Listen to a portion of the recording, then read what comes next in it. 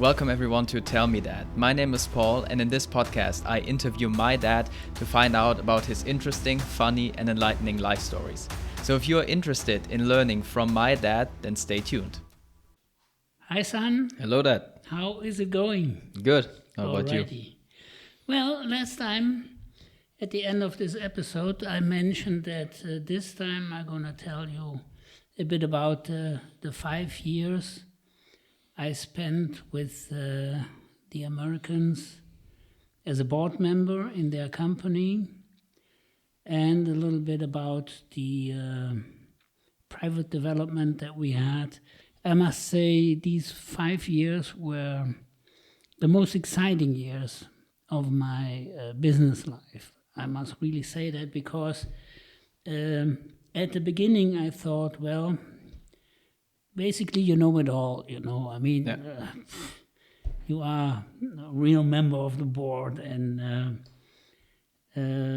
you're going to tell these guys now how we have to do business, But it didn't take very long until I really realized that, no, it was exactly the opposite, Let's cover first a few minutes about the life as a board member. As mentioned before, the board consisted of 6 people. These were actually the 6 investors. They founded a company, and this company invested their money in smaller companies, grow them, and then after 5 years, these companies have been sold. Yeah, typical private equity. But I have never seen a company that was so successfsul. Mm-hmm. Two examples. They bought a peanut processing company. I mean peanuts. Who thinks about peanuts? This company was kind of local, and they developed that company. From like a $5 million company to a $50 million company. The same thing happened with a company that was a honey processing company, and also like they bought it for like $5 million, and the former owners they didn't grow the company not because they didn't have the know-how, The problem was they had a lack of supply, material. They didn't have enough honey to process, mm-hmm. So, and our guys here, the first thing they did was they activated their material processing capabilities, and they just purchased honey from Eastern countries, from like Czech Republic and Hungary and Russia. I mean, they had honey. They had so much honey, they could cover the whole state of Michigan with honey, I mean, it was unbelievable, And this company, they had capacities. This company, I still remember when they sold the company, they bought it for like $6 million. And I remember when they sold the company, it was sold for more than $60 million. Wow. It's unbelievable. But I mean, their philosophy and their strategy did not always work. They also had some ventures that turned out to be not that profitable, and they actually lost money. I still remember one case. They bought a tent renting company, and I mean, from what I'm telling you, you can actually see they didn't really care about the product, I mean, yeah. I mean peanuts and honey, and now tent renting and machine tools, but they had the capabilities to look at a company as a whole, and they could see the potential, And so this tent renting company, I mean, I'm not talking about tents for like 3, 4, 5 people. You know, I mean, I'm talking about tents for big events. You know, like concerts or whatever. I mean, big stuff. You know, so their philosophy was always make it the deal for the present management. I mean, if it was worthwhile, you know, I mean, if they were convinced that the present management had the capability to run the company, you know, they always tried to make it worthwhile for the present management or the management in place to stay with the company, you know. They offered them contracts with incentives, with a good base salary, and basically, I mean, I can say that from my own contract with them, very fair people, you know. I mean, they really knew what they were doing, you know, because, I mean, the few $1,000s a month, you know, they just didn't care about that, you know. They actually had a vision, you know, and if they had the right people, they just made it worthwhile for the right people to stick with them. Because if you lose the management and you put new management in place, management that doesn't really know about the product, that doesn't really know about the company, that is not known by the people, you know, so they're just going to lose time, you know, and that didn't go along with their 5-year plan, you know. So with this tent company, they offered I think it were two managers or two or three managers of that company. They offered them a real nice contracts, and they bought the company at a very attractive price, and so they made it worthwhile for these 3 guys to stay with the company, and these 3 guys apparently were very happy with that. But I mean, basically, the day the company was sold and they cashed in, the trouble started. You know, these 3 guys, they, I mean, a few weeks later, they just left the company, and they started their new company in the same business. Yeah. And this happens in the United States, you know, and you see, then they try to run the company with new management and new people, and so I mean they lost about. I mean, it was a big venture, you know. They lost like 8 to 10 million, you know, with that. So the money they made with the other companies, that was great, but they could afford just to lose 10 million. Yeah, I mean, look, 100% success rate is also impossible in that area. It is impossible, but 10 million, I tell you, that hurts. You know? I mean, look, if they turn 6 million companies into 60 million companies, then sure. I mean, it's they can afford it. They can afford it, you know. Yeah. So and they even didn't start a war, you know. They just sold the company again. Yeah. And that was it, you know. So when they bought this company that I was working for in the United States, it was a good deal for the company owners, the former owners, and also for them, you know. I still remember that. I don't know the exact numbers, but I think they bought a company for like 14 million, and after 5 years it was sold for 50 million. So it was a pretty good growth rate over 5 years, you know, and they made their share, you know. And so this board of directors, that also was a very smart setup, because these 6 guys were... they had a lot of experience, you know. I mean, I still remember 2 guys. They were, I mean, financial geniuses, you know. I mean, they also were on the board of directors of other companies, you know. And these 2 guys, I mean, when it comes to financial issues, they had the answer, you know. And well, I still remember when I sold a company in Germany. I mean, to invest a big chunk of money was kind of new for me.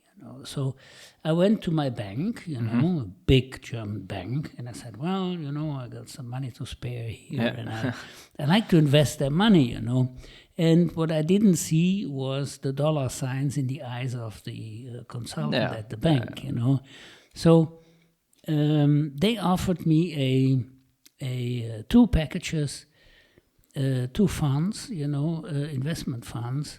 One was more in shares, and the other one was more in what is it called? Bonds. Fonds, yeah. Fonds. What like bonds? Bonds, yeah. Exactly. Yeah, bonds. So,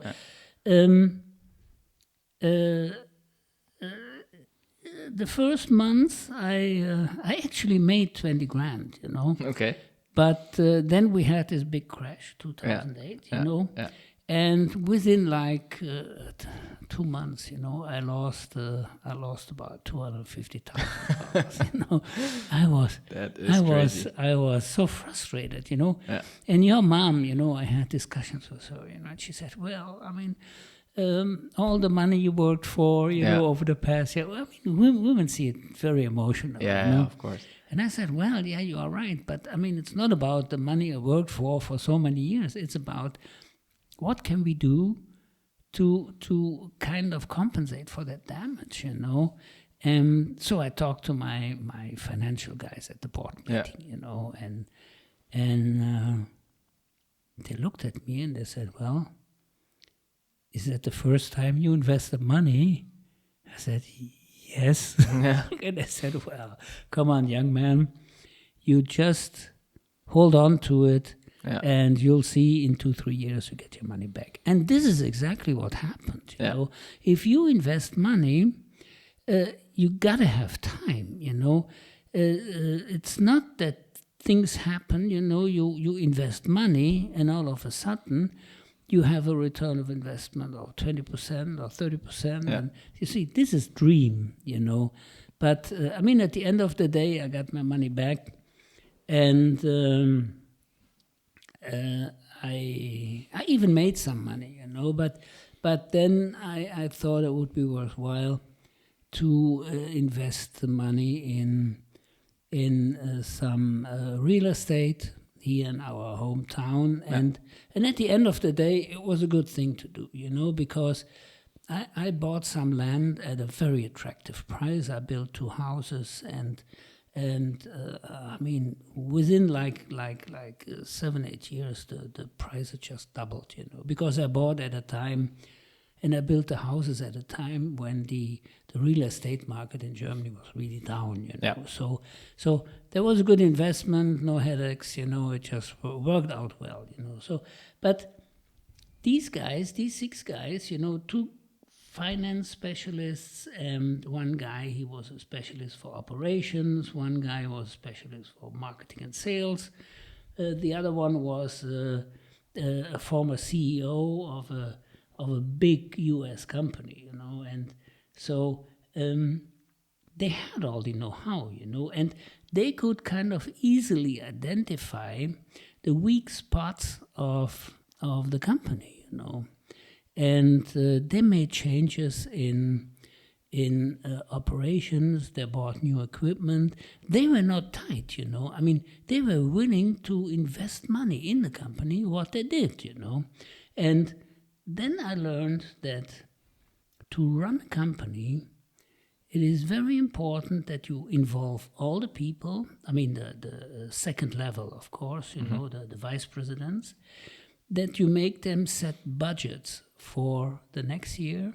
Tell them that if we want to reach this goal here for next year, what do you have to invest for your department? What would you like to have?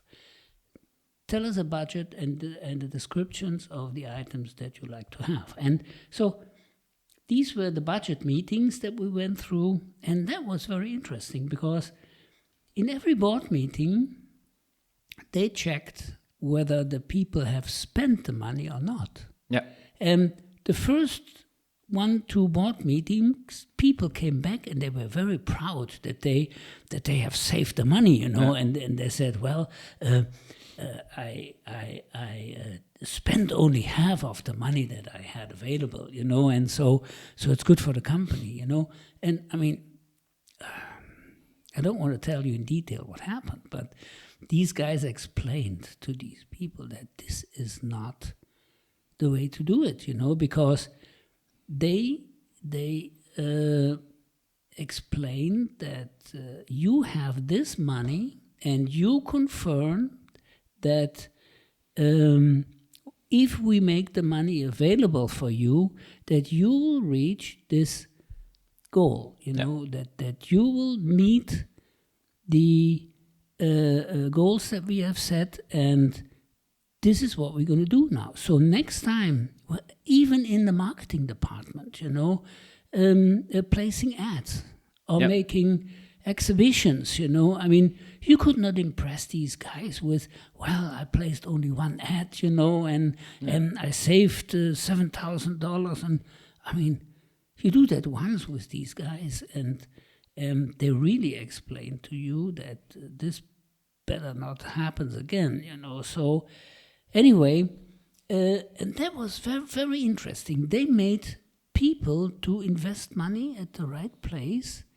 Another example is the operations part, I mean, when the budgets were set, the operations manager that we had, he said, well, if I could have a 5-axis CNC machining center, I could machine this complicated part here in one setup, Right now we need 4 machines to do it, And the processing time is just amazing. It's so expensive, that part. If I would have this 5-axis machining center, I can cut the machining time in from 100% to 20%, and the accuracy of the part is even better because it's machined all in one setup. So you don't take it from one machine to another and so on, and that was a real success story, It was just amazing, and that is actually the way to run a company and to make money, So whether it was operations or finance or marketing,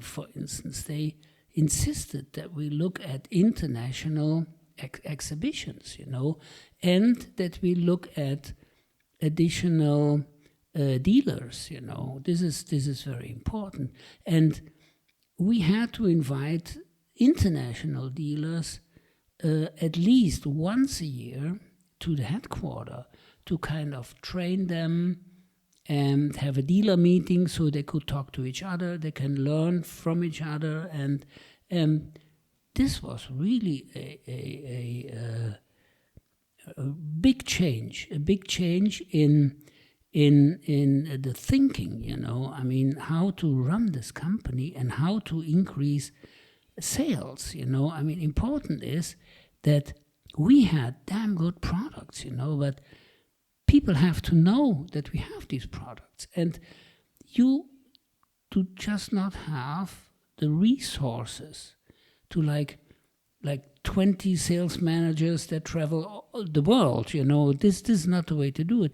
Yeah. You have to have, like in New Zealand, Australia, in South Africa, in Argentina, in Chile, you have to have representatives in these countries. And so we slowly developed these markets, and we also supported these dealers with exhibitions that they had or that they attended, and it was a real success story. So you can actually say the first year was kind of looking at the company, making the right changes, but in the second year, you could actually see already how the company grows, So, as I said before, the company in 5 years, it went from 14 million to 50 million, and that was quite a growth rate. Know? And but what they also did, and this was something that was kind of new for me. They did management coaching. So I thought, well, management coaching. The management is the manager is the top guy, and he's got to know, and he doesn't need any coaching or training, This is kind of silly, No, it was not, because they had. Well, it's very common in the United States, that top guys in companies that they have a coach, and we had a coach. I still remember that guy, and his name was Dr. Kutz, and he was a doctor, a medical doctor, but focused on psychology and management training and coaching, and so whenever I was there for a board meeting, one day was for coaching, and that guy had a daily rate of like $5,000, Wow. So he was really, really one of the top guys, Well, he and his assistants, and I learned a lot. And well, the first thing I learned was how to listen. This is so important, But also how to talk to people, well, but there was another nice experience with this guy that I made. During the first 2 sessions, he made a personality test, Yeah. It was called spiral dynamics, and each personality has a color, So the most powerful person had orange, Orange was if you have orange, you were really a kind of dynamic and powerful person. So, but the president of the company in the United States and we were both orange, Yeah. And from day one, he said, well, guys, you have to control yourself, you have to learn how to work with each other and put your energy in the same direction, and you can change the world, So this is what we both did, and it was kind of fun, because this experience was something that it was new for me, You see, here in Germany, the president of a company, the Geschäftsführer, Yeah. He's the guy. What he says is this is like a Bible, Yeah. Yeah, and that is still the case today. Not back then. It is still the case today. But it's so funny. We are so close to the Netherlands, but also me as a student right now working there or having talks there, and Germany. It's 2 different worlds. Yeah, I know. The hierarchy is so different. Yeah, it's crazy. You see, the Netherlands and United States, mentality-wise, it's much closer than the Netherlands and Germany. They are very open-minded. They listen. Their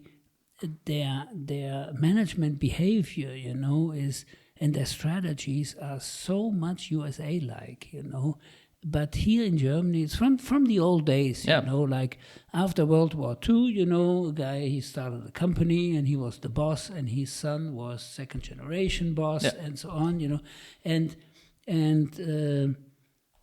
to offer these guys kind of a management training, they would have kicked you out of the company, So it's just, there was here in Germany, it's just not now it's slowly changing, Slowly, very slowly. But so far, people were just not willing, and a very strong ego and hard-headed, but I still or from today's point of view, I would say the reason why the company that I started in '99 in my hometown with the 5 guys that helped me to grow the company, the main reason why this company was a success, a big success, was we were always working as a team, and I, as a managing director, was always very open to listen to people. And even sometimes people, they came to me and they said, well, Billy, I would not really do it that way. I have a suggestion here, how to do it maybe better. Look at it, please, And I tell you, a few times they really saved my butt, Yeah. It's but in general here in Germany, this is impossible. I told you this. The German machine tool industry, you should take a look at the managers, at the presidents of these companies.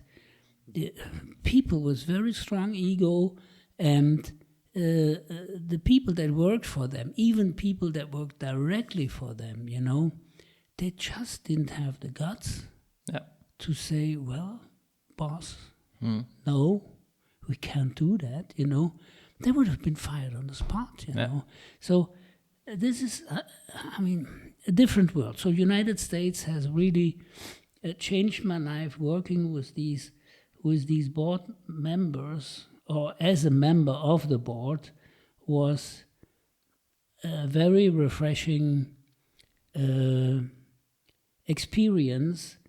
But also, besides working with them, the time we had in the evening or on the weekend sometimes, you see, these guys always, or they also wanted to have fun, know.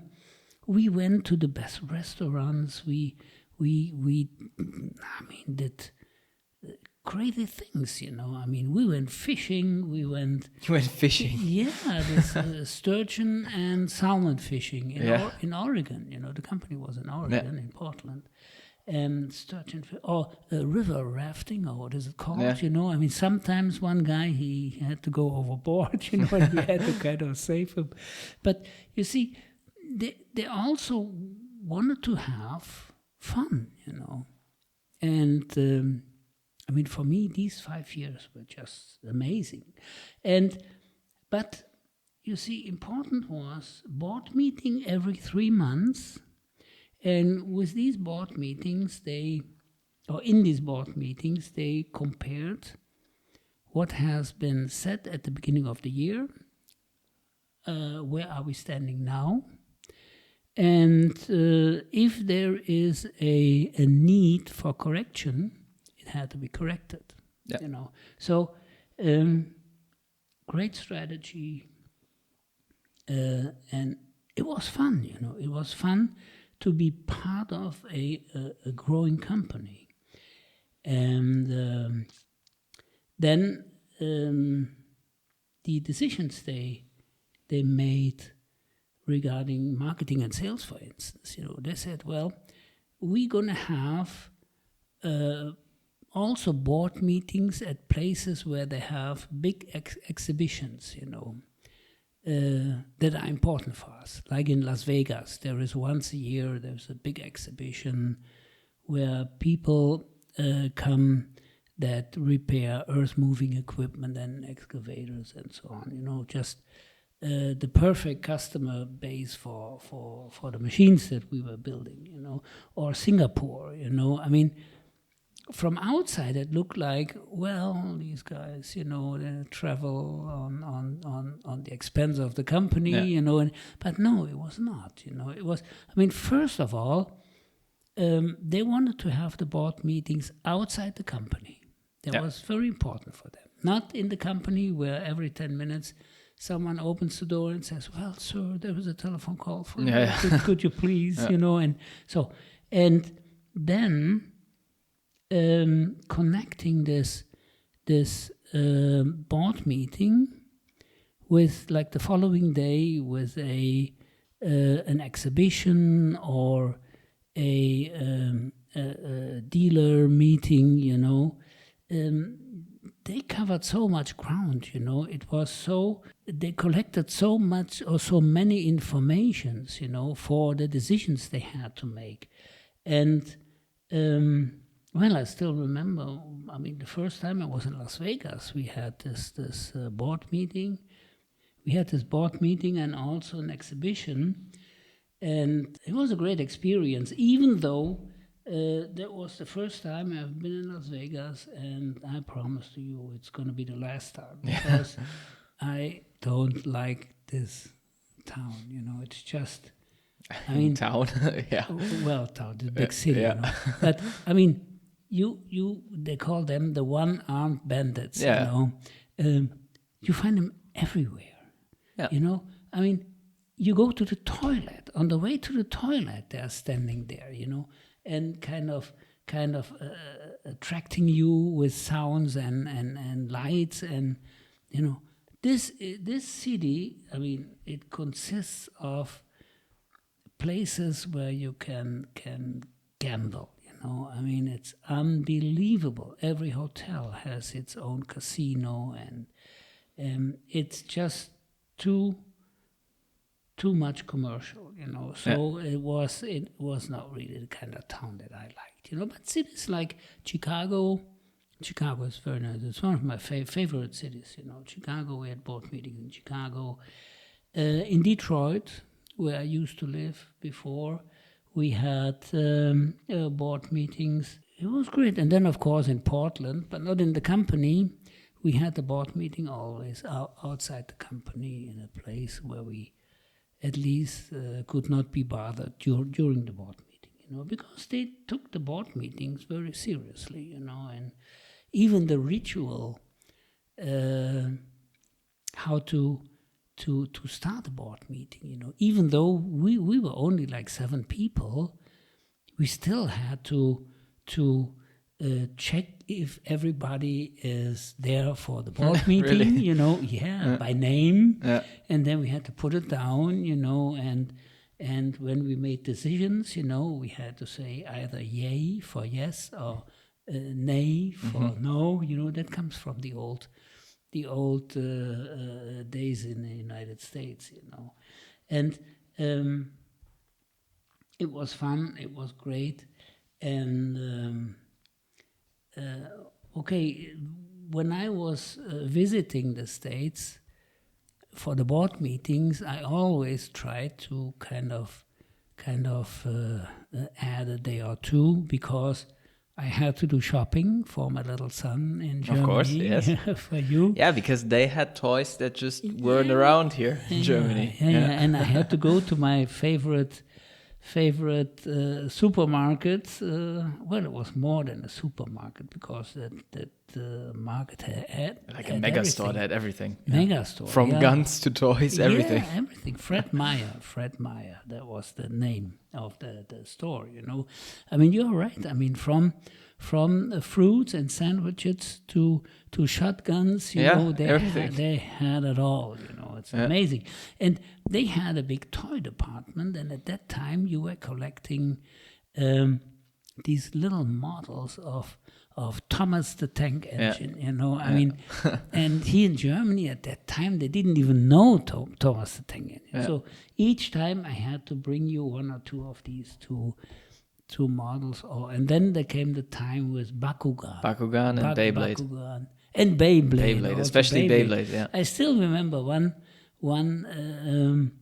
occasion where I was standing in front of that shelf, and they had these, I guess, 5,000 Bakugan balls, and I didn't really know what to buy. And so I called you here in Germany, and we talked about it, and I had to read what was written on these little packages and descriptions.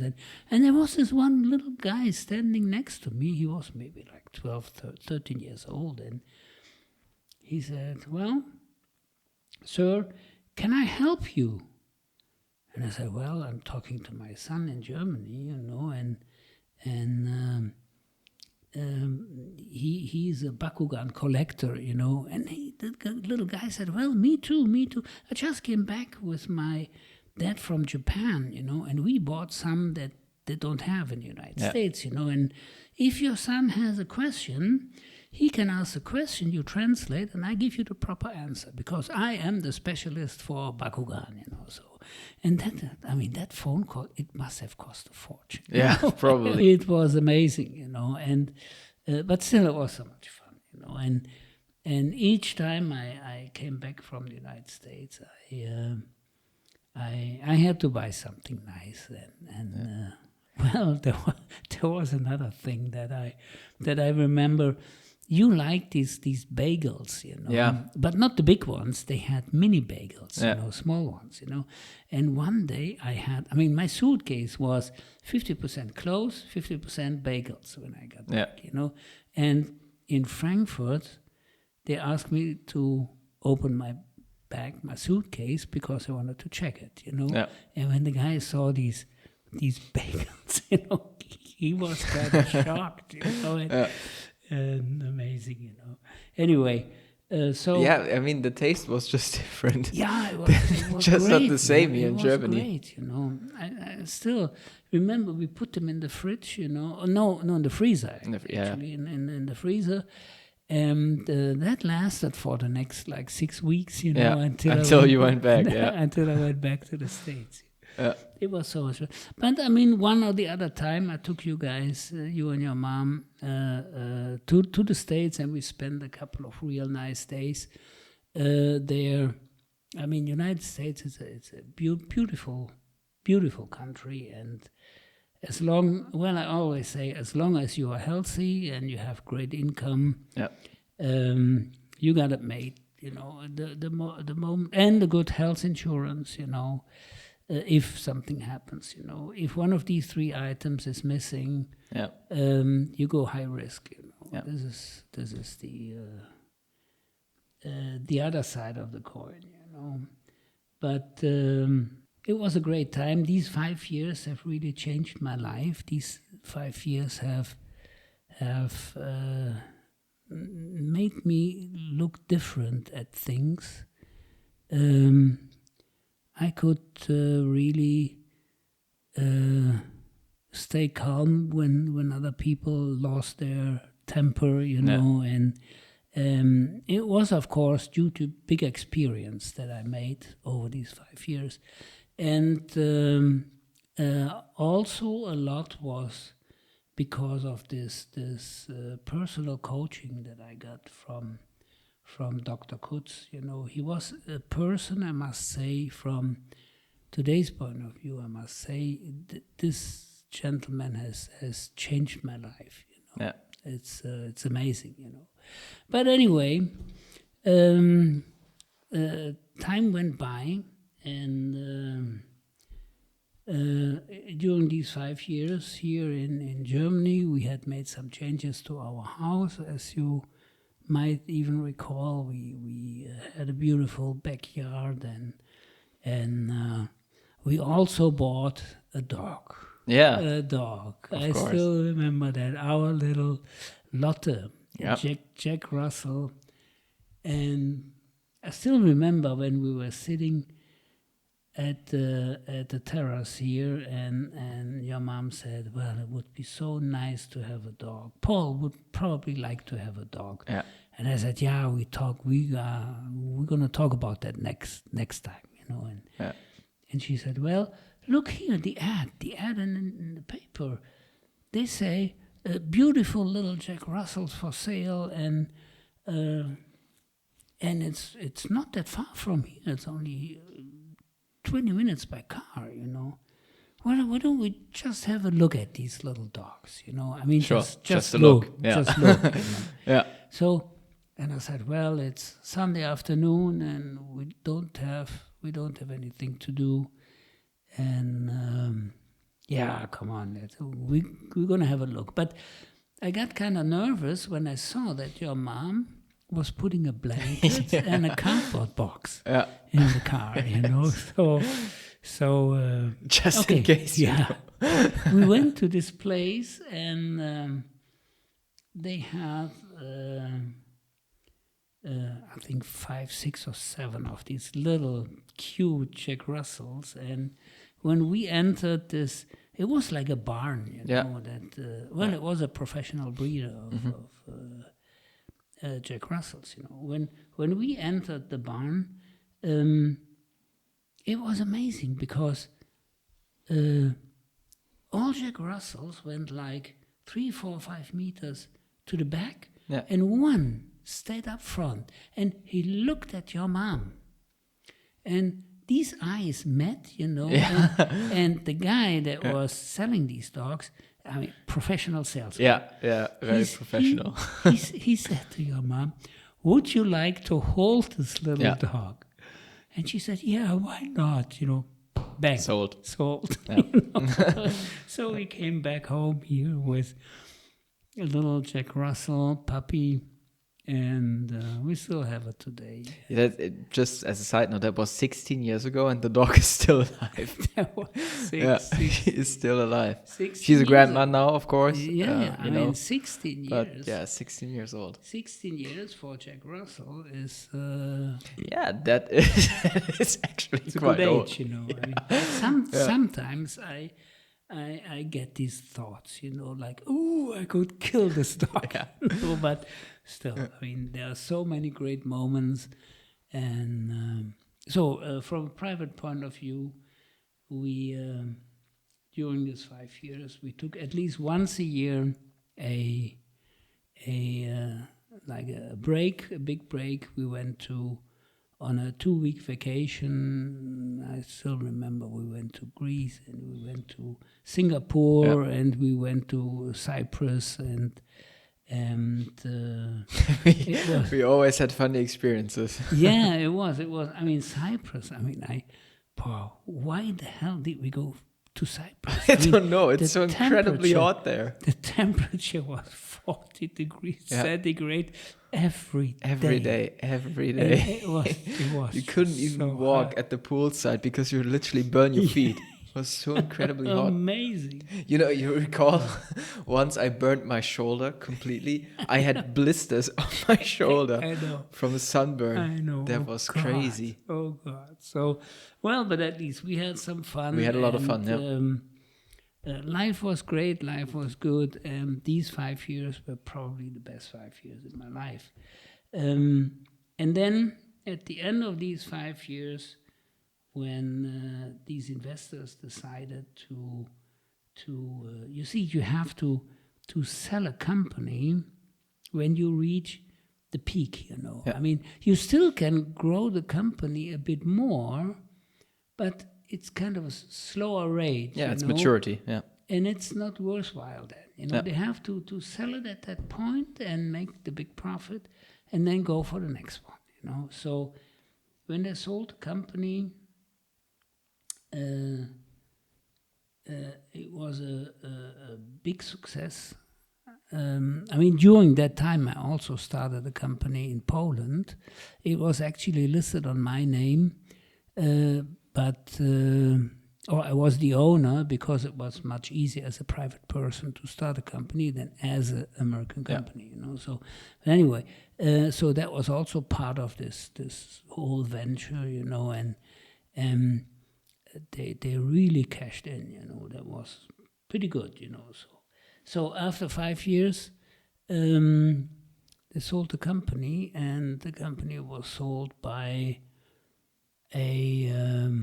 sold to a company from San Francisco. But I mean, these guys, I mean, from day one, when I talked to the president of the company, it was like, I mean, Willie and the president of the company was like day and night, or fire and ice, and it was just not. There was no personal feelings, no common base. You know, that guy just wanted to talk about numbers, not about strategy, about people and what can we do to stabilize the company and so on. You know, it was terrible. You know, and then I decided to leave the company, But what then happened is something that we're going to cover over or during our next podcast. It's not going to be that funny, but still very, very interesting, Okay. Alrighty. Son, you take care. Thanks a lot. You too. And the guys out there, still happy season and for Merry Christmas to everyone. Merry Christmas. Well, I think when they hear or when they listen Yeah, it's to this, actually going to be past Christmas, this, but yeah. it's probably past Christmas. Let's say belated, you Yeah. know. Yeah. And for the next year, we wish them all the best and stay healthy. That's very important. And so we're going to go on with our podcast in 2025. Yep. And I can promise to you there are still a lot of great stories that you can listen to. And I wish you guys all the best. Bye-bye. Very good. See you next time. Bye-bye. Yeah, bye-bye, Sam. Thank you everyone for listening to this episode. I hope you enjoyed it and learned something from my dad. If you're interested in how his story continued, then make sure to tune in again next week for some more lessons. Also, make sure to share this podcast with your family and friends. I would love to see you again next week. Until then, have a good time.